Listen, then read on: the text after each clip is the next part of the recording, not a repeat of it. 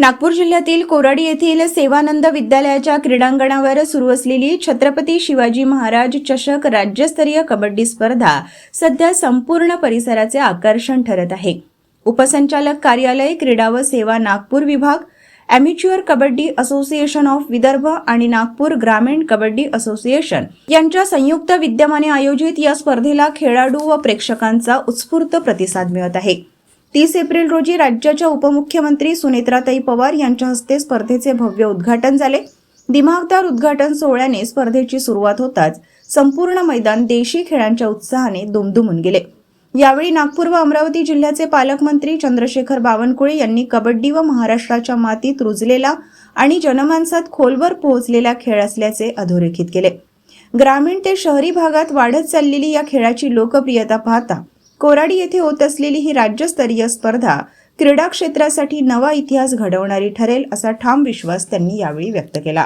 विशेष म्हणजे तब्बल 19 वर्षांनंतर नागपूर जिल्ह्याला या प्रतिष्ठेच्या स्पर्धेचे यजमानपद मिळाले असून त्यामुळे खेळाडूंमध्ये आणि क्रीडाप्रेमींमध्ये उत्साहाचे वातावरण आहे।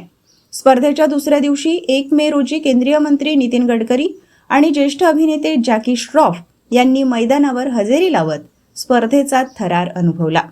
त्यांच्या उपस्थितीने खेळाडूंचा आत्मविश्वास अधिक उंचावला। त्यांनी खेळाडूंशी संवाद साधत त्यांच्या उत्कृष्ट खेळाचे कौतुक केले आणि उज्ज्वल भविष्यासाठी शुभेच्छा दिल्या। सांस लंबा लेने का और दिमाग शांत, खोपड़ी ठंडा, हाथ पैर गरम, पेट नरम, पूरा गेम उसी में। समझ गया ना बिल्कुल? ये तो समझ में आ रहा है ना? धोखा गाठ ठेवायचं, दोस्ता तुझा हे गाठ ठेवलं की सब बराबर। बेजा थंडा भांगडी नको, जास्त तर घरी भांगडी नको, बाहेर करायचं करा। दादा एक रेसिपी तो बता दो। रेसिपी कुछ नहीं है यार, चौकंडी कांदा काटने का और भिंडी, उसको अभी क्या बताऊं यार, मैं बना के देखा। जरा कबड्डी बघूया जास्त तिथे बसून 3 झालंय आणि यहाँ के सभी लोगों को बहुत बहुत प्यार। आमचा पावा इधर हीरो खड़ा हुआ है जिनको हीरो पिक्चर भी बहुत पसंद था। 8 बार देखा है, तो मतलब पिक्चर देखने से बाबा ये पोजीशन पे आ सकते अपन। और मला होता भेटूया लवकर, आता तुमचा टाइम आहे, घालतो मी इकडे बसून जरा फुटबॉल बघूया, अरे कबड्डी बघूया। नागपूर ग्रामीण कबड्डी असोसिएशनचे अध्यक्ष संकेत बावनकुळे यांच्या पुढाकारातून ही स्पर्धा यशस्वीपणे आयोजित करण्यात आली आहे।